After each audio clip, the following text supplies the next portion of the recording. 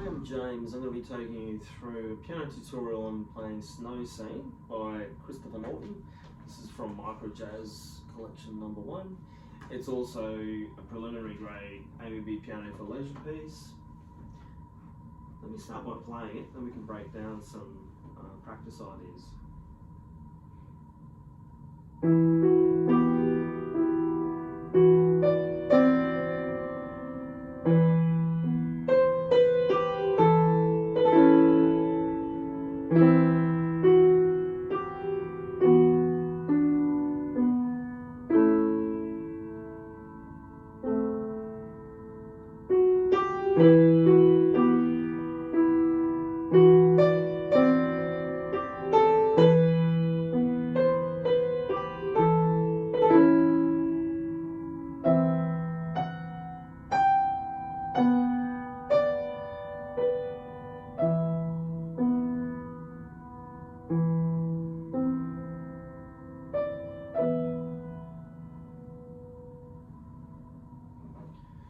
So the character of this piece is very moody. You got this sort of calm, picturesque ambience of snow, a snow scene. It could be like falling snow, it could be a whole landscape with snow everywhere. So you might want to think about that as you're playing, sort of what kind of picture you're trying to evoke here. So lots of quiet dynamics, pedal. The key of this you would say is E minor. It's kind of modal low, but it does sort of linger, it switches between your E minor and your natural minor, and also your E Dorian. You raise that 6th there. So if we focus on that melody, that theme.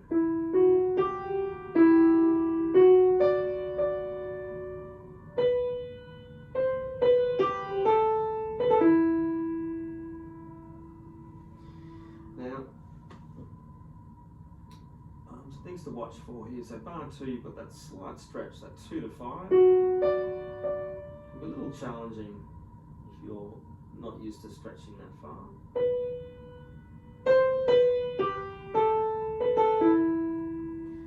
Now this sort of grace notes.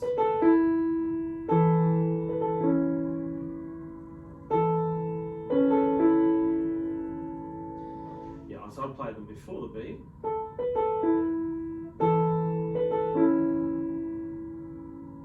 Like that, so you get this 1, 2, 3. That's how you play that. As you're going through.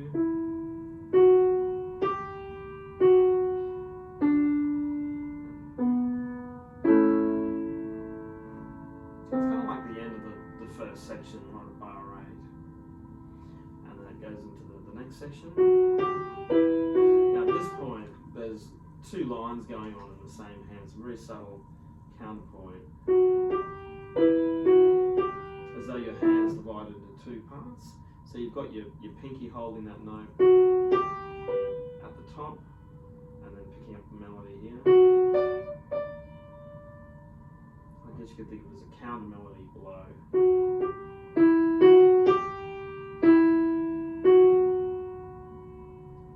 Clever and subtle writing there. So notice to keep that B holding over the top. The pinky stays down. Lift everything here. You're making it sound that F sharp is a different voice. So you're just going to hold that F sharp underneath as that D plays on over the top. And that's what it means when you've got the quaver going up, that minim going down. It's actually just one note played, but you're treating it a bit differently, or thinking about it as 2 separate voices there. And beat 2 here is quite subtle. So beat 2, that D, it's going to hold over 2, 3, while underneath that your thumb is going to play GA, while that D is still holding. Right, it's a fair amount of detail there, but those subtleties will really help to bring out what we call that voicings Now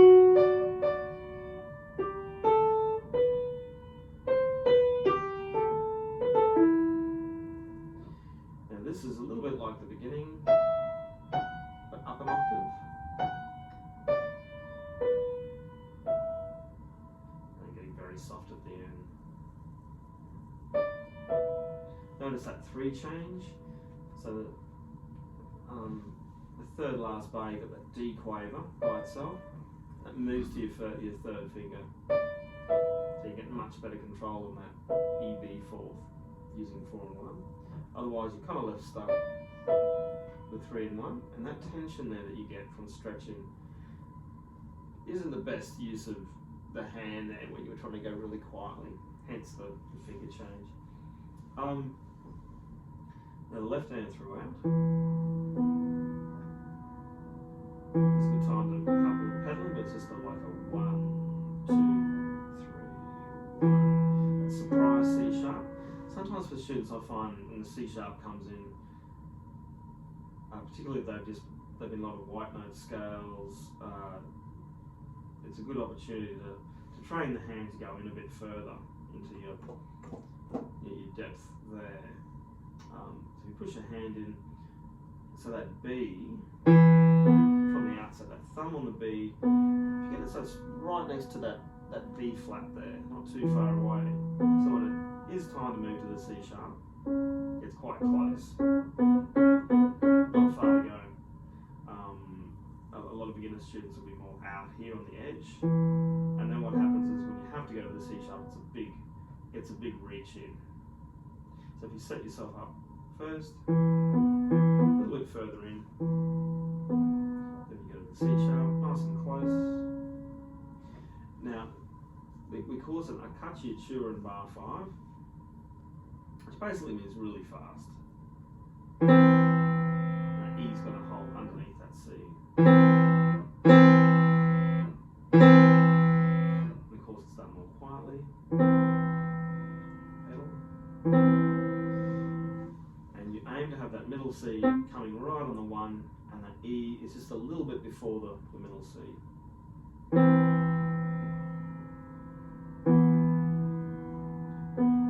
Going through.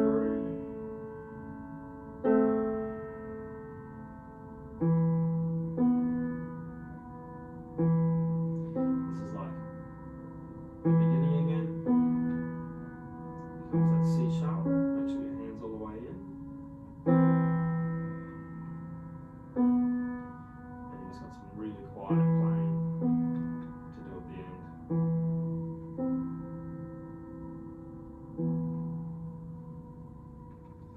Yeah, so you'll probably have to spend a bit more time on, say, bars 4,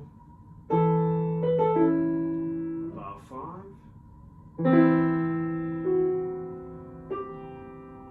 and bar 9 to 10. We have those sort of 3 melody voices happening at once. 3 voices happening at once, I should say, not melody voices.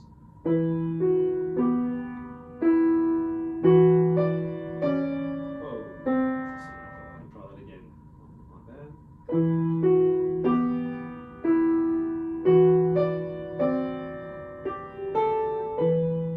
So those particular areas probably need more attention. And of course, on page 16, you've got these great micro studies that help you introduce you to the piece. So A is like the melody training.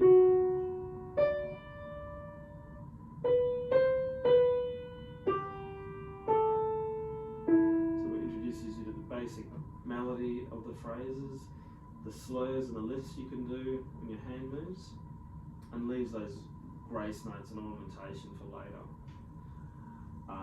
And possibly some counting challenges there too, if you're not used to using minims and quavers there. This left hand, in number B, they've got in the micro study.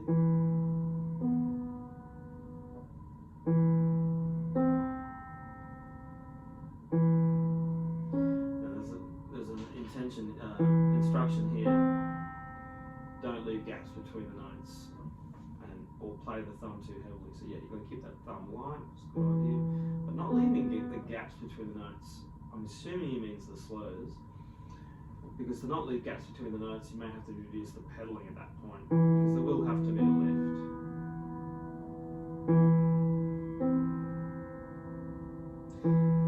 I mean, arguably not, but the way it's written, in the literal sense, the end of the slur implies a gap, but the pedal can sort of counteract that. So that's a good little exercise. And then C, play the rhythm of the melody on one note and count aloud. So yeah, great little counting exercise. 1 and 2, 3, 1 and 2, 3, 1, 2, 3, and 1, 2, 3. Get used to the coordination counting of that. You could use more in-depth counting. You could put ands everywhere and just go 1 and 2 and 3 and 1 and 2 and 3, and if you want to fill out everything. And then yeah, the pedaling down here on D. Practice legato pedaling, which means yeah, you are going to create no gaps between any of the notes.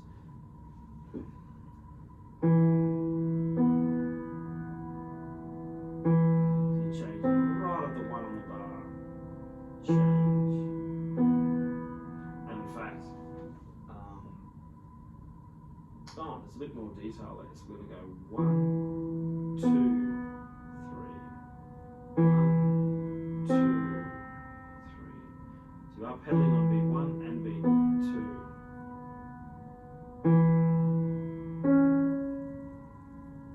There's a lot more detail there. Alright, so there is Snow Scene, Christopher Norton, another great piece. I hope you found that helpful, and I'll catch you next time.